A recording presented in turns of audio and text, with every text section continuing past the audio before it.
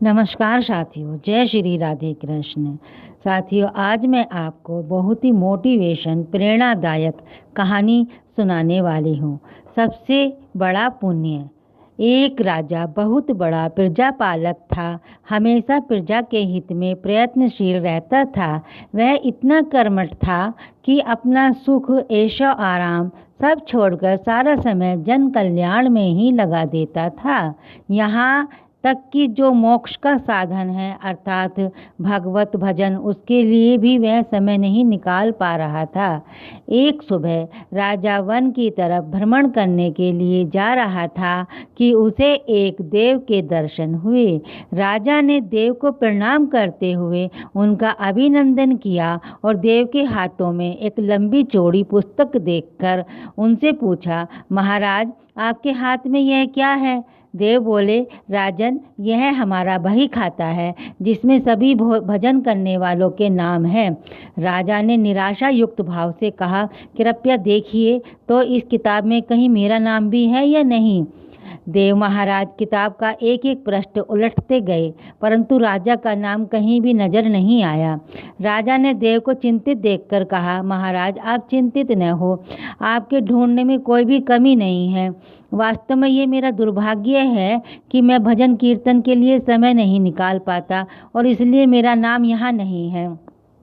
उस दिन राजा के मन में आत्मग्लानि सी उत्पन्न हुई, लेकिन इसके बावजूद उन्होंने इसे नज़रअंदाज कर दिया और पुनः परोपकार की भावना लिए दूसरों की सेवा करने में लग गए।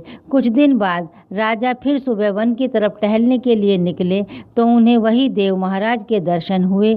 इस बार भी उनके हाथ में एक पुस्तक थी। इस पुस्तक के रंग और आकार में बहुत भेद था और यह पहली वाली से काफ़ी छोटी भी थी। राजा ने फिर उन्हें प्रणाम करते हुए पूछा, महाराज, आज कौन सा बही खाता आपके हाथ में लिया हुआ है? देव ने कहा, राजन, आज के बही खाते में उन लोगों का नाम लिखा है जो ईश्वर को सबसे अधिक प्रिय हैं। राजा ने कहा, कितने भाग्यशाली होंगे वे लोग। निश्चित ही वे दिन रात भगवत भजन में लीन रहते होंगे। क्या इस पुस्तक में कोई मेरे राज्य का भी नागरिक है? देव महाराज ने बही खाता खोला तो ये क्या, पहले पन्ने पर पहला नाम राजा का ही था। राजा ने आश्चर्यचकित होकर पूछा, महाराज, मेरा नाम इसमें कैसे लिखा हुआ है? मैं तो मंदिर भी कभी कभार ही जाता हूँ। देव ने कहा, राजन, इसमें आश्चर्य की क्या बात है?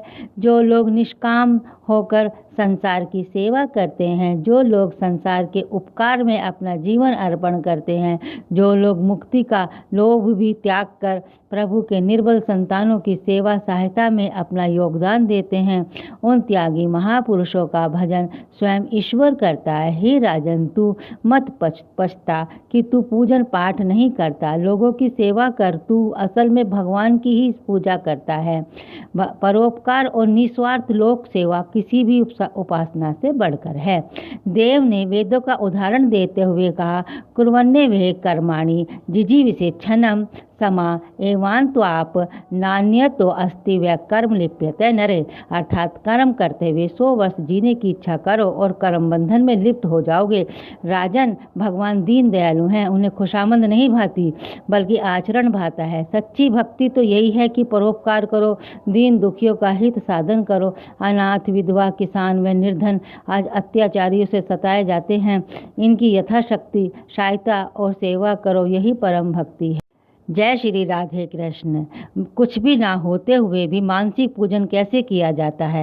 वह मंदिर की पूजा में बहुत शानदार सेवा पेश करना चाहता था, लेकिन उसके पास धन नहीं था।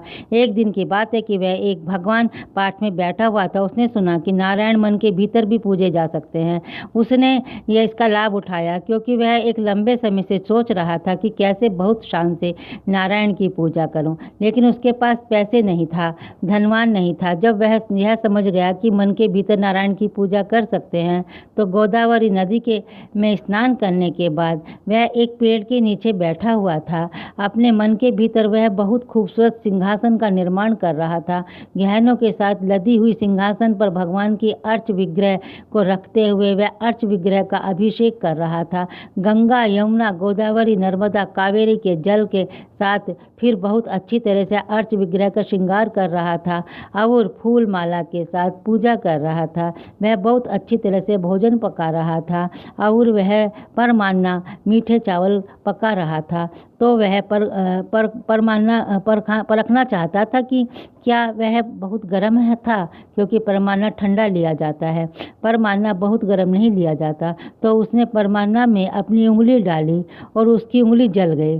तब उसका ध्यान टूटा, क्योंकि वहाँ कुछ भी नहीं था, केवल अपने मन के भीतर वह सब कुछ कर रहा था। लेकिन उसने अपनी उंगली जली हुई देखी तो वह चकित रह गया। इस तरह बैकुंठ से नारायण मुस्करा रहे थे। देवी लक्ष्मी ने पूछा, आप क्यों मुस्करा रहे हैं? उन्होंने कहा, मेरा एक भक्त अति प्रभावी मानस पूजन कर रहा है। मेरे अन्य धनिक भक्त सब उच्च साधनों से, सामग्रियों से मेरी अर्चना करते हैं, लेकिन मन भटकता रहता है। इस समर्पित भक्त का वास बैकुंठ में होना चाहिए। अतः मेरे दूतों को तुरंत भेजो उसे बैकुंठ लाने के लिए। भक्ति योग इतना अच्छा है कि भले ही आपके पास भगवान की भव्य पूजा के लिए साधन ना हो, आप मन के भीतर ही भगवान की पूजा कर सकते हो, ये भगवान का ध्यान कर सकते हो। यह भी संभव है।